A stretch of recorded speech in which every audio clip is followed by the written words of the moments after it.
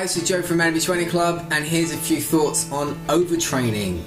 So firstly, what is overtraining? Well, overtraining is any training where you're actually doing the opposite of what you're looking to achieve. You're going backwards, your body's getting weaker, or you're getting sick, or you're getting injured. Happens quite a lot in running.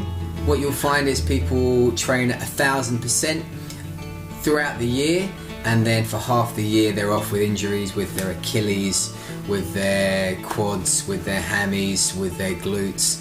Happens very often with runners' knees, so people get really sore knees, and that can be for several different reasons. But the common signs of overtraining are sore muscles, injuries all the time, people getting sick a lot, so people getting colds and flus and susceptibility to infections, people getting very irritable. So when people are fed up and they haven't got time and they, seem like they're very frustrated all the time, that can be a really clear sign that something's not quite right with their training. People getting fed up and depressed and a loss of motivation. Insomnia is also another massive sign that people are overtraining and doing too much. Decreased appetite and also weight loss. So what's missing? What are these athletes doing wrong? Why are they getting to this point of overtraining and going backwards in their efforts? One word: rest. Rest is a really important part of your training. It should be part of your program. It should be written into your program. For most athletes, you should be getting at least 1 day of complete rest every week. You could make it an active rest day where you go for a walk, or you go out for a swim, or you do something that's a bit of cross training, but very, very easy, nothing too strenuous. And it should be a day where you're just catching up, you're just getting back to where you were, and giving your body a bit of a break. So if you skip the rest phase, you're no longer getting stronger, you're unfortunately going in the opposite direction. So rest is just as important as your training.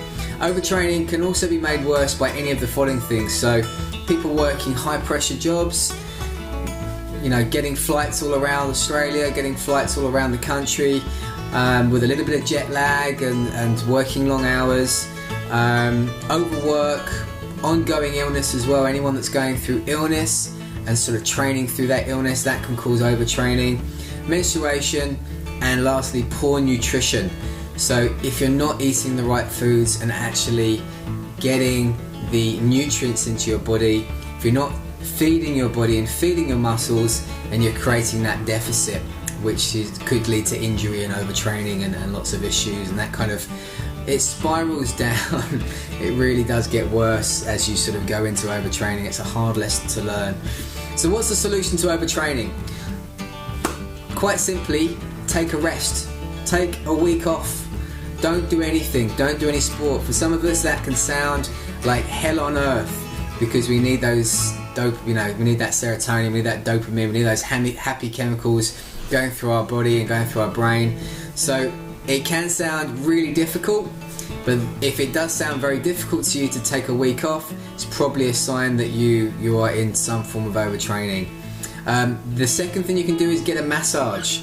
So book a massage, have an hour or two or 90 minutes of just relaxing, fixing those muscles, and you should really consider massage as part of your training program as well. If you're an athlete that's training all year round, if you're training for a half marathon or a marathon, massage should be really every 3 or 4 weeks, just to keep you in good shape, prevent injury, and to remove tension from your muscles. 3, reduce speed and volume of training. So if you're running 100 miles an hour and you're training a large number of hours every week, take your training down a notch until you feel yourself starting to get back to where you were, feeling normal, feeling motivated, and looking forward to a run. What I tend to do is, if I feel like I'm going too much, I'm getting really sore, or I'm getting fed up with my training, I just take it off a little bit, ease it back, and I wait until I'm really keen to go for a run. When I get to that point where I'm super excited about going for a run, I know I've reset things and I'm back to normal. And lastly, another solution to overtraining, number 4, speak to a nutritionist or educate yourself on nutrition.